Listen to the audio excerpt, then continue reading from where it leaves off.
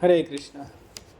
तो आज हम अध्याय नंबर 67 जिसका शीर्षक है दमयंती का विलाप और प्रलाप, तपस्वियों द्वारा दमयंती को आश्वासन तथा उसकी व्यापारियों के दल से भेंट। तो यहाँ पर वृदासु मुनि है वो कथा को आगे बढ़ाते हुए कहते हैं, राजन, व्याध का विनाश करके वह कमल नैनी राजकुमारी झिल्लियों की झंकार से गूंजते हुए निर्जन एवं भयंकर वन में आगे बढ़ी है। तो इस प्रकार से है, इतना गहरा वन था। तो अभी वन में बेचारी अकेली है, वो शिकारी कहीं से आ गया था और अजगर उसे है निगल रहा था, तो शिकारी ने बचाया तो थोड़ा सहानुभूति हुई, लेकिन ये बाद में तो अच्छा व्यक्ति नहीं था, तो इसको उसने है अपने तेज से जला दिया है। तो इस तरह से वन में वो अकेली है और आगे बढ़ी तब है। और वह वन में सिंह, चीतों, रुरुमृग, व्याघ, भैंसों तथा रीछ आदि पशुओं से युक्त एवं भांति भांति के पक्षी समुदाय से व्याप्त था। वहाँ मलेच्छ तथा तस्करों का निवास था। साल, वेणु, धौ, पीपल, तिंदुक, इंगुद, प्लास, अर्जुन, अरिष्ट, सनंदन, तिसेमल, जामुन, आम, लोद, खैर, साखू, बैत, पदक, आंवला, पाकर, कदम्ब, गुलर, बेर, बेल, बरगद, पियाल, ताल, खजूर, हरे तथा बहड़े आदि वृक्षों से वह विशाल वन परिपूर्ण था। अब विचार कीजिए हैं, इस वन में है वो कितने सारे वृक्ष हैं, तो कितना भयंकर वन होगा है, कितना भयंकर जंगल होगा ना। दमयंती ने वहाँ सैकड़ों धातुओं से संयुक्त नाना प्रकार के पर्वत, पक्षियों के कलरव से गुंजायमान कितने ही निकुंज और अद्भुत कंदराएं देखी। कितनी ही नदियाँ, सरोवर, बावलियाँ तथा अन्य प्रकार के पक्षियों को देखा। उसने बहुत से भयानक रूप वाले पिशाच, नाग तथा राक्षस भी देखे। कितने ही गड्ढों, पोखरों तथा पर्वत शिखरों का अवलोकन भी किया और कितने सारे झरनों को भी देखा। विदर्भ राजनंदिनी ने उस वन में झुंड के झुंड भैंसे, सूअर, रीछ, जंगली सांप देखे। तेज, यश, शोभा, परम धैर्य से युक्त विदर्भ राजकुमारी उस समय अकेली विचरती हुई नल को ढूंढती थी। तो ये हैं, इतना सारा कष्ट किसके लिए पा रही है, क्योंकि राजा नल उन्हें हैं छोड़कर चले गए हैं, तो उनको ढूंढ रही है। तो इस तरह से हैं हम समझ सकते हैं कि कितना है दुख उसको जीवन में आया हुआ है। वह पति के विरह रूपी संकट से संतप्त थी। अतः राजकुमारी दमयंती उस स्वयंवर, उस भयंकर वन में प्रवेश करके भी किसी जीव जंतु से भयभीत नहीं हुई। राजन, विदर्भ राजकुमारी दमयंती के अंग अंग में पति के वियोग का शोक व्याप्त था, इसलिए वह अत्यंत दुखित हो एक शिला के नीचे भाग में बैठकर बहुत विलाप करने लगी हैं। तो साइड में बैठ गई और तब बहुत सारा विलाप करने लगी। क्या करे इस दुख की घड़ी में है। दमयंती बोली, चौड़ी छाती वाले महाबाहु निषद नरेश महाराज, आज इस निर्जन वन में मुझ अकेली को छोड़कर आप कहाँ चले गए। नरश्रेष्ठ, वीर शिरोमणि, प्रचुर दक्षिणा वाले अश्वमेघ आदि यज्ञों का अनुष्ठान करके भी आप मेरे साथ मिथ्या बर्ताव क्यों कर रहे हैं। तो इतना आप धर्म का आचरण करने वाले थे हैं, आपने मुझे क्यों छोड़ दिया है। महातेजस्वी कल्याणमय राजाओं में उत्तम नरश्रेष्ठ, आपने मेरे सामने जो बात कही थी, अपनी उस बात का स्मरण करना उचित है। भूमिपाल, आकाशचारी हंसों ने आपके समीप तथा मेरे सामने जो बातें कही थी उन पर विचार कीजिए हैं। तो शुरुआत में हमने देखा था कि किस प्रकार से हंसों ने आकर हैं द्रौपदी से कहा था है कि राजा है वो आपके योग्य है। हंस की बात सुनकर ही जो दमयंती है वो राजा नल के प्रति आकर्षित हुई थी। नरसिंह एक और अंग और उपांगों सहित विस्तार पूर्वक चारों वेद स्वाध्याय हो और दूसरी ओर केवल सत्य भाषण हो, तो वह निश्चय ही उससे बढ़कर है। तो सत्य भाषण है वो है सबसे बढ़कर है। अतः शत्रुहंता नरेश्वर, वीर, आपने पहले मेरे समीप जो बातें कहीं उसे सत्य करना चाहिए। हाँ निष्पाप वीर नल, आपकी मैं दमयंती इस भयंकर वन में नष्ट हो रही हूँ, आप मेरी बात का उत्तर क्यों नहीं देते। यह भयानक आकृति वाला क्रूर सिंह भूख से पीड़ित हो मुंह बाए खड़ा है और मुझ पर आक्रमण करना चाहता है। क्या आप मेरी रक्षा नहीं कर सकते। कल्याणमय नरेश, आप पहले जो सदा यह कहते थे कि तुम्हारे सिवा दूसरी कोई स्त्री मुझे प्रिय नहीं है, अपनी इस बात को सत्य कीजिए। महाराज, मैं आपकी प्रिय पत्नी हूँ और आप मेरे प्रियतम पति हैं। ऐसी दशा में मैं यहाँ उन्मत्त विलाप कर रही हूँ, तो भी आप मेरी बात का उत्तर क्यों नहीं देते? पृथ्वीनाथ, मैं दीन, दुर्बल, कांतिहीन और मलिन होकर आधे वस्त्र से अपने अंगों को ढककर अकेली अनाथ से विलाप कर रही हूँ। विशाल नेत्रों वाले शत्रुसूदन आर्य, मेरी दशा अपने झुंड से बिछड़ी हुई हरिणी की सी हो रही है। मैं यहाँ अकेली रो रही हूँ, परंतु आप मेरा मान नहीं रखते हैं। तो जैसे कोई गाय हिरन का बच्चा झुंड से बिछड़ जाए है तो कैसे परेशान होगा है अपने माता पिता के बिना है, तो उसी तरह अपने पति के बिना है ये है थोड़ी परेशान हो रही है कि अकेली रो रही हूँ। महाराज, इस महान वन में मैं सती दमयंती अकेली आपको पुकार रही हूँ, आप मुझे उत्तर क्यों नहीं देते? नरश्रेष्ठ, आप उत्तम कुल और श्रेष्ठ शील भाव से संपन्न हैं। आप अपने संपूर्ण मनोहर अंगों से सुशोभित होते हैं। आज इस पर्वत शिखर पर मैं आपको नहीं देख पाती हूँ। निषद नरेश, इस महाभयंकर वन में जहाँ सिंह व्याघ्र रहते हैं, आप कहाँ सोए हैं, कहाँ बैठे हैं अथवा कहाँ खड़े हैं, मुझे बताइए। मेरे शोक को बढ़ाने वाले नरश्रेष्ठ, आप यहीं हैं या कहीं अन्यत्र चले गए हैं, यह मैं किससे पूछूं? आपके लिए शोक से दुर्बल होकर मैं अत्यंत दुख से आतुर हो रही हूँ। क्या तुमने इस वन में राजा नल से मिलकर उन्हें देखा है? ऐसा प्रश्न अब मैं इस वन के प्रस्थान करने वाले नल के विषय में किससे करूं? मतलब किससे पूछूं? है सुन रही तोता सुन रे मैना है, मैं सुन रे मैना सुन रे तोता, मैं भी पंखों वाला होता है, तो वन वन ढूंढ लेता तमाम है। कहाँ आता है रामायण में है कि मैं भी सीता को ढूंढ लेता अगर मेरे भी पंख होते, तो भगवान राम ऐसा कह रहे हैं। यहाँ पर दमयंती ऐसा कह रही है कि तुम किधर चले गए हो, किससे पूछूं मैं यहाँ पर है। शत्रुओं के व्यूह का नाश करने वाले जिस परम सुंदर कमल नयन महात्मा का राजा नल को तू खोज रही है, वह तो वापस पढ़ता हूँ। शत्रुओं के व्यूह का नाश करने वाले जिन परम सुंदर कमल नयन महात्मा राजा नल को तू खोज रही है, वे यही तो हैं। ऐसी मधुर वाणी आज मैं किसके मुख से सुनूंगी? वह वन का राजा कांतिमान सिंह मेरे सामने चला आ रहा है। उसके 4 दाढ़ें और विशाल ठोड़ी है। वे निशंक होकर इसने सामने जा रही हूँ और कहती हूँ, आप मृगों के राजा हैं और इस वन के स्वामी हैं। मैं विदर्भ राजकुमारी दमयंती हूँ। मुझे शत्रुघाती निषद नरेश नल की पत्नी समझिए। मृगेंद्र, इस वन में मैं अकेली पति की खोज में भटक रही हूँ तथा शोक से पीड़ित एवं दीन सी हो रही हूँ।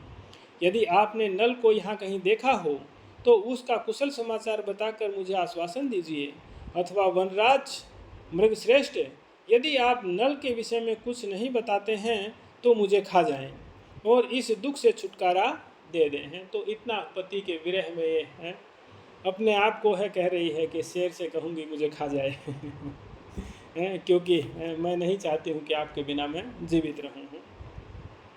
अहो, इस घोर वन में मेरा विलाप सुनकर भी यह सिंह मुझे सांत्वना नहीं देता। यह तो स्वादिष्ट जल से भरी हुई इस समुद्रगामिनी नदी की ओर जा रहा है। अच्छा, इस पवित्र पर्वत से ही पूछती हूँ। यह बहुत ऊंचे ऊंचे शोभाशाली बहुरंगे एवं मनोरम शिखरों द्वारा सुशोभित है। अनेक प्रकार के धातुओं से व्याप्त और भांति भांति के शिलाखंडों से विभूषित है। यह पर्वत इस महान वन की ओर उठी हुई पताका के समान जान पड़ता है। यह सिंह व्याघ्र हाथी सूअर रीछ मृगों से परिपूर्ण है। इनके चारों ओर अनेक प्रकार के पक्षी कलरव कर रहे हैं। प्लास, अशोक, बकुल, पुनाग, कनेर, धव तथा पलाक्ष आदि सुंदर फूलों वाले वृक्षों से यह पर्वत सुशोभित हो रहा है। यह पर्वत अनेक सरिताओं से, सुंदर पक्षियों से तथा शिखरों से परिपूर्ण है। अब मैं इसी गिरिराज से महाराज नल का समाचार पूछती हूँ। सबसे पूछ रही है, शेर से भी पूछ रही है, पर्वत से भी पूछ रही है, वृक्षों से भी पूछ रही है कि कहाँ गए मेरे पति हैं, बताइए। भगवान अचल प्रवर दिव्य दृष्टि वाले विख्यात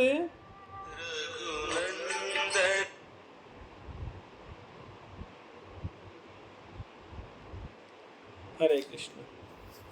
इसमें कोई फोन आ जाता है तो गड़बड़ हो जाती है। यह सिंह व्याघ्र हाथी सूअर मृगों से परिपूर्ण इस चारों ओर से अनेक प्रकार के पक्षी कलरव कर रहे हैं। प्लास, अशोक, बकुल, पुनाग, कनेर, धव पलक्ष आदि सुंदर फूलों वाले वृक्षों से वह पर्वत सुशोभित हो रहा है। यह पर्वत अनेक सरिताओं, पक्षियों और शिखरों से परिपूर्ण है। अब मैं इसी गिरिराज महाराज से नल का समाचार पूछती हूँ। भगवान अचल पर्वत, दिव्य दृष्टि वाले, विख्यात, सबको शरण देने वाले परम कल्याण में महीधर, आपको नमस्कार है। मैं निकट आकर आपके चरणों में प्रणाम करती हूँ। आप मेरा परिचय इस प्रकार जाने। मैं राजा की पुत्री, राजा की पुत्रवधू और राजा की पत्नी। मेरा नाम दमयंती नाम से मैं प्रसिद्ध हूँ। तो राजा की ही पत्नी हूँ, राजा की ही पुत्री हूँ, और राजा की पुत्री हूँ, राजा की पुत्रवधू हूँ और राजा की ही पत्नी हूँ। ऐसा दमयंती नाम से मैं प्रसिद्ध हूँ। अपना इंट्रोडक्शन दे रहे पर्वतराज को। विदर्भ देश के स्वामी महारथी भीम नामक राजा मेरे पिता हैं। वे पृथ्वी के पालक और चारों वर्णों के रक्षक हैं।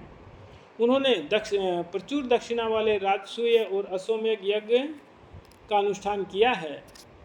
वे भूमिपालों में श्रेष्ठ हैं। उनके नेत्र बड़े चंचल और सुंदर हैं। हे ब्राह्मण भक्त, सदाचारी, सत्यवादी, किसी के दोष को न देखने वाले, शीलवान, पराक्रमी, प्रचुर संपत्ति के स्वामी, धर्मज्ञ तथा पवित्र हैं। वे विदर्भ देश के जनता की अच्छी तरह से पालन करने वाले हैं। उन्होंने समस्त शत्रुओं को जीत लिया है। वे बड़े शक्तिशाली हैं। भगवान, मुझे उन्हीं की पुत्री जानिए। मैं आपकी सेवा में एक जिज्ञासा लेकर उपस्थित हुई हूँ। निषद देश के महाराज मेरे ससुर हैं।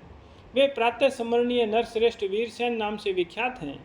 उन्हीं महाराज वीरसेन के एक और वीर पुत्र हैं जो बड़े ही सुंदर और सत्य पराक्रमी हैं। वे वंश परंपरा से प्राप्त अपने पिता के राज्य का पालन करते हैं। उनका नाम नल है। शत्रुदमन, श्याम सुंदर राजा नल पुण्य श्लोक कहे जाते हैं। वे बड़े ब्राह्मण भक्त और वेद वेता, वक्ता, पुण्यात्मा, सोमपान करने वाले तथा अग्निहोत्री हैं। वे अच्छे यज्ञकर्ता, उत्तम दाता, सूरवीर, योद्धा और श्रेष्ठ शासक हैं। आप मुझे उन्हीं श्रेष्ठ की पत्नी समझिए। मैं अबला नारी आपके निकट यहाँ उन्हीं की कुशल पूछने के लिए आई हूँ। गिरिराज, मेरे स्वामी मुझे छोड़कर कहीं चले गए हैं। मैं धन संपत्ति से वंचित, पतिदेव से रहित, अनाथ और संकट की मारी हुई हूँ। इस वन में अपने पति की खोज कर रही हूँ। पर्वत श्रेष्ठ, क्या आपने इन सैकड़ों गगनचुंबी शिखाओं द्वारा इस भयानक वन में कहीं राजा नल को देखा है? तो किस प्रकार से पूछ रही हैं, जैसे प्रत्यक्ष कोई व्यक्ति हो। तो पूर्व के समय में है ऐसा, वन में भी है अकेले अकेले जो कोई होता था तो वो वृक्षों से है, पर्वतों से, सबसे बातें करता था। तो पिताजी का अपहरण हुआ था तो राम जी भी तो पेड़ पौधों से इसी तरह से है भगवान राम भी पूछा था ना। हे पर्वत श्रेष्ठ, क्या आपने इन सैकड़ों गगनचुंबी शिखरों द्वारा इस भयानक वन में कहीं राजा नल को देखा है? मेरे महायशस्वी स्वामी निषद राज नल गजराज की सी चाल से चलते हैं। वे बड़े बुद्धिमान, महाबाहु, अमरशील, दुखों को न सहन करने वाले, पराक्रमी, धैर्यवान और वीर हैं। क्या आपने कहीं उन्हें देखा है? गिरिश्रेष्ठ, मैं आपकी पुत्री के समान हूँ और पति के वियोग से बहुत दुखी हूँ। क्या आप व्याकुल होकर अकेली विलाप करती हुई मुझ अबला को आज अपनी वाणी द्वारा आश्वासन नहीं देंगे क्या? वीर, धर्मज्ञ, सत्य प्रतीक और पराक्रमी महिपाल, यदि आप इसी वन में हैं तो राजन अपने आप को प्रकट करके मुझे दर्शन दीजिए। मैं कब निषद नल की मेघ गर्जना के समान संदिग्ध, गंभीर, अमृत उत्तम मधुर वाणी को सुनूंगी? उन शुभ, स्पष्ट, वेद के अनुकूल, सुंदर पद और अर्थ से युक्त तथा मेरे शोक का विनाश करने वाली वाणी मुझे कब सुनाई देगी? है मतलब राजा नल मुझे कब आवाज़ देंगे कि दमयंती मैं आ गया हूँ, चिंता मत करो। है धर्म वत्सल नरेश्वर, मुझ भयभीत अबला को आश्वासन दीजिए। इस प्रकार उस श्रेष्ठ पर्वत से कहकर वह राजकुमारी दमयंती फिर वहाँ से उत्तर दिशा की ओर चल दी। लगातार 3 दिन और 3 रात चलने के पश्चात उस श्रेष्ठ नारी ने तपस्वियों से युक्त एक वन को देखा जो अनुपम तथा दिव्य वन से सुशोभित था। तो 3 दिन और 3 रात चली, तब उन्हें कुछ तपस्वियों का वन दिखाई दिया जहाँ कुछ तपस्वी तपस्या कर रहे थे। तथा वशिष्ठ, भृगु तथा अत्रि के समान नियम प्रायण, मिताहारी एवं सम, दम, सोच आदि से संपन्न तपस्वियों से वह शोभायमान हो रहा था। वहाँ कुछ तपस्वी लोग केवल जल पीकर रहते थे और कुछ लोग वायु पीकर, कितने ही तो केवल पत्ते चबाकर रहते थे। वे जितेंद्रिय महाभाग स्वर्गलोक के मार्ग का दर्शन करना चाहते थे। साधु से न होए कारज हानि है।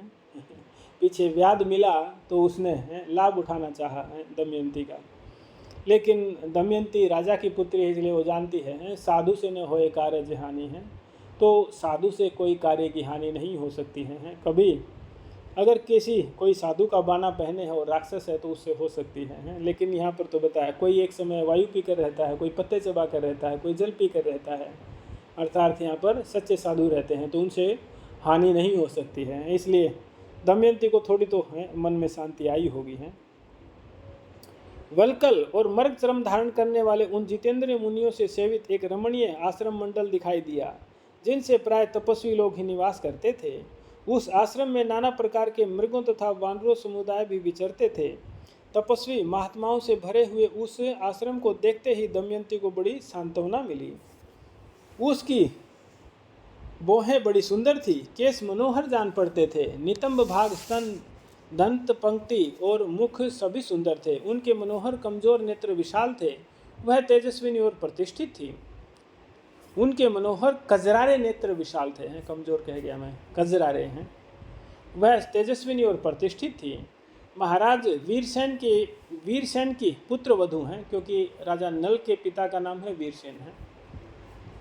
महाराज वीरसेन की पुत्र वधू रमणी शिरोमणि महाभाग तपस्विनी उस दमयंती ने आश्रम के भीतर प्रवेश किया। वहाँ तपो वृद्ध महात्माओं को प्रणाम करके वह उनके समीप विनीत भाव से खड़ी हो गई। तब वहाँ के सभी श्रेष्ठ तपस्वियों ने उनसे कहा, देवी तुम्हारा स्वागत है। तदनंतर वहाँ दमयंती का यथोचित आदर सत्कार करके उन तपोधन ने कहा, सुबह बैठो, बताओ हम तुम्हारा कौन सा कार्य सिद्ध करें। उस समय सुंदर अंगों वाली दमयंती ने उनसे कहा, भगवान निष्पाप महाभाग्यगण यहाँ तप, अग्निहोत्री, धर्म, मृग और पक्षियों के पालन तथा अपने धर्म के आचरण आदि विषयों से आप लोग सकुशल हैं ना। तब उन महात्माओं ने कहा, भद्रे यशस्विनी सर्वत्र कुशल है। देखिए कितना दुख है इसको, इसके जीवन में 3 रात 3 दिन तक चली है, कुछ खाया पिया उसका वर्णन नहीं है, लेकिन फिर भी तपस्वियों से पूछ रही है कि आप सब कुशल से तो है ना है। तो तब सब तपस्वी कह रहे हैं कि यहाँ सब कुशल है। सर्वांग सुंदरी बताओ तुम कौन हो और क्या करना चाहती हो। तुम्हारे उत्तम रूप और परम सुंदर कांति को यहाँ देखकर हमें बड़ा विस्मय हो रहा है। धैर्य धारण करो, शोक न करो। तुम इस वन की देवी हो या इस पर्वत की अधिष्ठाता देवता हो। आनंदिते कल्याणी, अथवा तुम इस नदी की अधिष्ठात्री देवी हो, सच सच बताओ। दमयंती ने उन ऋषियों से कहा, तपस्या के धनी ब्राह्मणों, न तो मैं इस वन की देवी हूँ और न पर्वत की अधिष्ठाता देवता और न इस नदी की ही देवी हूँ। आप सब लोग मुझे मानवी ही समझे हैं, मतलब मैं एक मानवी ही हूँ, कोई स्पेशल आकाश से उतरी हुई नहीं हूँ। मैं विस्तार पूर्वक अपना परिचय दे रही हूँ, आप लोग सुने। विदर्भ देश में भीम नाम से प्रसिद्ध एक भूमिपाल हैं। द्विजवरों, आप सब महात्मा जान लें कि मैं उन्हीं महाराज की पुत्री हूँ। निषद देश के स्वामी संग्राम विजयी वीर विद्वान बुद्धिमान प्रजापालक महायशस्वी राजा नल मेरे पति हैं। वे देवताओं के पूजन में संलग्न रहते हैं और ब्राह्मणों के प्रति उनके हृदय में बड़ा स्नेह है। वे निषद कुल के रक्षक, महातेजस्वी, महाबली, सत्यवादी, धर्मज्ञ, विद्वान, सत्य प्रतिज्ञ, शत्रुमर्दन, ब्राह्मण भक्त, देव उपासक, शोभा और संपत्ति से युक्त तथा शत्रुओं की राजधानी पर विजय पाने वाले हैं। मेरे स्वामी नरपश्रेष्ठ नल देवराज इंद्र के समान तेजस्वी हैं। उनके नेत्र विशाल हैं, उनका मुख पूर्ण चंद्रमा के समान सुंदर है। वे शत्रुओं का संहार करने वाले हैं, बड़े बड़े यज्ञों के आयोजक हैं और वेद वेदांगों के पारंगत विद्वान हैं। तो मतलब देखिए, इतना जीवन में कष्ट मिला पति की ओर से, लेकिन फिर भी है एक शब्द नहीं निकला है पति के खिलाफ कि मेरे पति है मुझे दुख देकर चले गए, ऐसा नहीं कह रही हैं। वो धर्म में स्थित हैं, वो प्रजा के पालक हैं, ब्राह्मणों के भक्त हैं। युद्ध में उन्होंने कितने ही शत्रुओं का संहार किया है। वे सूर्य और चंद्रमा के समान तेजस्वी और कांतिमान हैं। एक दिन कुछ कपट कुशल, अजितेंद्रिय, अनार्य, कुटिल तथा दूत निपुण जुआरियों ने उन सत्य धर्मपरायण महाराज नल को जुए के लिए आह्वान करके उनके सारे राज्य और धन का अपहरण कर लिया। आप दमयंती नाम से विख्यात मुझे उन्हीं नरपश्रेष्ठ नल की पत्नी जाने। मैं अपने स्वामी के दर्शन के लिए उत्सुक हो रही हूँ। मेरे पति महात्मा नल युद्ध कला में कुशल और संपूर्ण अस्त्र शस्त्रों के विद्वान हैं। मैं उन्हीं की खोज करती हुई वन, पर्वत, सरोवर, नदी, गड्ढे और सभी जंगलों से दुखी होकर घूम रही हूँ। भगवान, क्या आपके इस रमणीय तपोवन में निषद नरेश नल आए थे? ब्राह्मण, जिनके लिए मैं व्याघ्र, सिंह और पशुओं आदि से सेवित अत्यंत दारुण भयंकर घोर वन में आई हूँ। यदि कुछ ही दिन रात में मैं राजा नल को नहीं देखूंगी तो इस शरीर का परित्याग करके आत्मा का कल्याण करूंगी। उन पुरुष रत्न नल के बिना जीवन धारण करने से मेरा क्या प्रयोजन है? अब मैं पति शोक से पीड़ित होकर न जाने कैसी हो जाऊंगी। इस प्रकार वन में अकेली विलाप करती हुई भीमनंदिनी दमयंती ने सत्य का दर्शन कराने वाले उन तपस्वियों से कहा, कल्याणी सुबह, हम अपने तपोबल से देख रहे हैं तुम्हारा भविष्य परम कल्याणमय होगा। तुम शीघ्र ही निषद नरेश नल का दर्शन प्राप्त करोगी। भीम कुमारी, तुम शत्रुओं का संहार करने वाले निषद देश के अधिपति और धर्मात्माओं में श्रेष्ठ राजा नल को सब प्रकार की चिंताओं से रहित देखोगी। तुम्हारे पति सब प्रकार के पाप जनित दुखों से मुक्त और संपूर्ण रत्नों से संपन्न होंगे। शत्रु दमन राजा नल फिर से उसी श्रेष्ठ नगर का शासन करेंगे।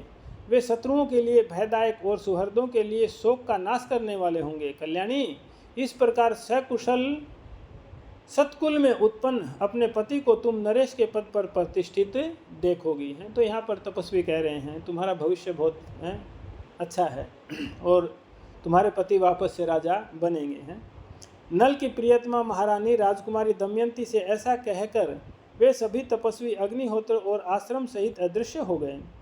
उस समय राजा वीरसेन की पुत्र वधू सर्वांग सुंदरी दमयंती वह महान आश्चर्य की बात देखकर बड़े विस्मय में पड़ गई। उसने सोचा, क्या मैंने कोई स्वप्न देखा है? यहाँ यह कैसी अद्भुत घटना हो गई? वे सब तपस्वी कहाँ चले गए और वह आश्रम मंडल कहाँ है? मतलब सब कुछ अदृश्य हो गया। तो दमयंती ऐसा विचार कर रही थी, ऐसा तो नहीं कि मैं स्वप्न देख रही थी। वह पुण्य सलीला रमणीय नदी जिस पर पक्षी निवास कर रहे थे कहाँ चले गई? फल और फूलों से सुशोभित वे मनोरम वृक्ष कहाँ विलीन हो गए?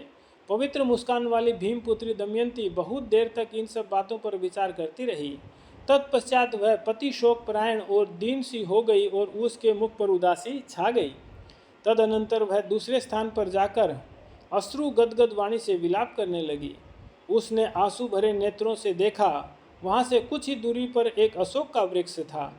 दमयंती उसके पास गई। वह तरुवर अशोक फूलों से भरा था। उस वन में पल्लवों से लदा हुआ और पक्षियों से कलरव से गुंजायमान वह वृक्ष बड़ा ही मनोरम जान पड़ता था।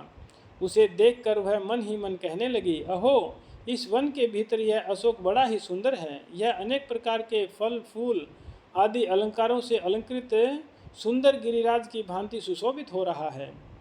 अब उसने अशोक से कहा, मतलब अशोक का वृक्ष है, उससे बात कर रही है अब है।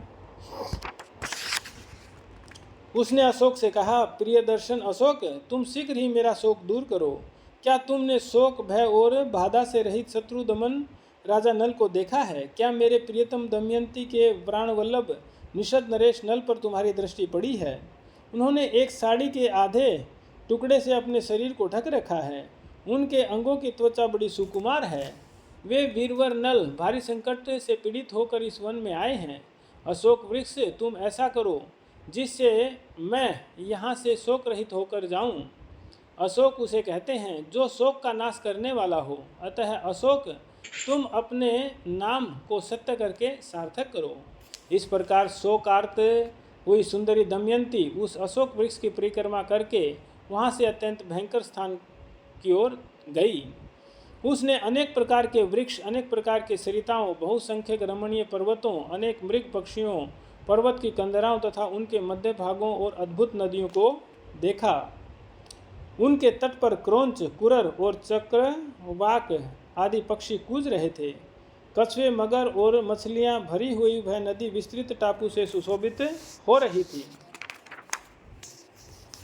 उस बहुत बड़े समूह को देखते ही यशस्विनी नल पत्नी सुंदरी दमयंती उसके पास पहुंचकर लोगों की भीड़ में घुस गई है। तो वहाँ पर उन्होंने देखा कि बहुत सारे पक्षी भी हैं और ये सब भी हैं, और तब उसने एक बहुत बड़े व्यापारियों के दल को भी देखा जो हाथी, घोड़े और रथ से व्याप्त था, और वह व्यापारियों का समूह स्वच्छ जल से सुशोभित एक सुंदर रमणीय नदी पार कर रहा था।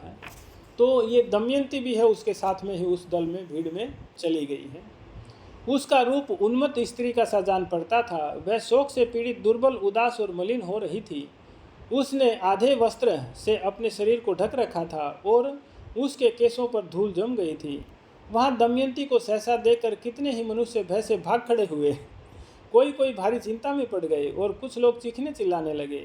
कुछ लोग उसकी हंसी उड़ाते थे और कुछ उसमें दोष देख रहे थे। भारत, उन्हीं में से कुछ लोग ऐसे भी थे जिन्हें उस पर दया आ गई और उन्होंने उसका समाचार पूछा। कल्याणी, तुम कौन हो? किसकी स्त्री हो और इस वन में क्या खोज रही हो? तुम्हें देखकर हम बहुत दुखी हैं। क्या तुम मानवी हो? कल्याणी, सच बताओ, तुम इस वन, पर्वत अथवा दिशा की अधिष्ठात्री देवी तो नहीं हो? हम सब लोग तुम्हारी शरण में आए हैं। तुम यक्षी हो या राक्षसी हो अथवा कोई श्रेष्ठ देवांगना हो, आनंदिते, सर्वथा हमारा कल्याण एवं संरक्षण करो। कल्याणी, यह हमारा समूह शीघ्र ही कुशल पूर्वक यहाँ से चला जाए और हम लोग सब प्रकार से हम लोगों का भला हो, ऐसी कृपा करो। उस यात्री दल के द्वारा जब ऐसी बात कही गई, तब पति के वियोग जनित दुख से पीड़ित साध्वी राजकुमारी दमयंती ने उन सब को इस प्रकार उत्तर दिया। इस जन समुदाय के जो सरदार हों, उनसे, इस जन समूह से और इसके भीतर रहने वाले और आगे चलने वाले और बाल, वृद्ध और युवा मनुष्य हों, उन सब से मेरा यह कहना है कि आप सब लोग मुझे मानवी ही समझे। मैं एक नरेश की पुत्री, महाराज की पुत्र वधू और राजा की पत्नी हूँ। अपने स्वामी के दर्शन की इच्छा से इस वन में भटक रही हूँ। विदर्भ राज भीम मेरे पिता हैं। निषद नरेश महाभाग राजा नल मेरे पति हैं और मैं उन्हीं अपराजित वीर नल की खोज कर रही हूँ। यदि आप लोग शत्रु समूह का संहार करने वाले मेरे प्रियतम पुरुष सिंह महाराज नल के विषय में कुछ जानते हो तो शीघ्र बताएं। उस महान समूह का मालिक और समस्त यात्री दल का संचालक वणिक सूचिमान प्रसिद्ध था। उसने उस सुंदरी से कहा, कल्याणी, मेरी बात सुनो। सूची समेते, मैं इस दल का नेता और संचालक हूँ। यशस्विनी, मेरे नल नामधारी किसी मनुष्य को इस वन में नहीं देखा है। तो ऐसा नल नाम का कोई व्यक्ति मैंने इस वन में नहीं देखा है जिसे तुम ढूंढ रही हो। यह संपूर्ण वन मनुष्यतेर प्राणियों से भरा है। इसके भीतर हाथियों, चीतों, भैंसों, सिंगों, रीछों और मृगों को ही देखता आ रहा हूँ। तुम जैसी मानव कन्या के सिवा और किसी मनुष्य को मैंने इस विशाल वन में नहीं देख रहा हूँ। इसलिए यक्षराज मणिभद्र आज हम पर प्रसन्न हों। तब दमयंती ने उन सब व्यापारियों तथा दल के संचालक से कहा, आपका यह दल कहाँ जाएगा, मुझे बताइए। तब सार्थवाह ने कहा, राजकुमारी, हमारा यह दल शीघ्र ही सत्यदर्शी चेदीराज सुबाहु के जनपद यानी नगर में शीघ्र ही लाभ के उद्देश्य से जाएगा है। तो हमारा ये दल है वो कहाँ जाएगा? चेदीराज, उस समय चेदी जो देश है उसका राजा है, कौन है? सुबाहु है। तो वहाँ पर जाने वाला है, हम वहाँ जाएंगे। और इस प्रकार ये 132 श्लोक थे इसमें, तो इसीलिए मैंने थोड़ा तेज़ पढ़ा और अप्रोक्सीमेट 30 मिनट में ये पूरा हुआ है। तो यहाँ पर यह अध्याय पूरा होता है और कल हम पढ़ेंगे जंगली हाथियों द्वारा व्यापारियों के दल का सर्वनाश तथा दुखित दमयंती का चेदीराज के भवन में सुखपूर्वक निवास है। तो आगे जंगली हाथी है, उस व्यापारी दल को भी है मार डालेंगे, लेकिन दमयंती बच जाएगी। कहाँ पहुँचेगी है? चेदीराज सुबाहु के घर राज्य में पहुँचेगी है। तो यहाँ पर मैं अपनी वाणी को विराम देता हूँ। किसी भक्त का कोई प्रश्न या मंतव्य हो तो हम चर्चा कर सकते हैं। हरे कृष्णा। महाभारत ग्रंथ की जय, महामुनि व्यास की जय, श्रील प्रभुपाद की जय, समवेत भक्त वृंद की जय। हरे कृष्णा।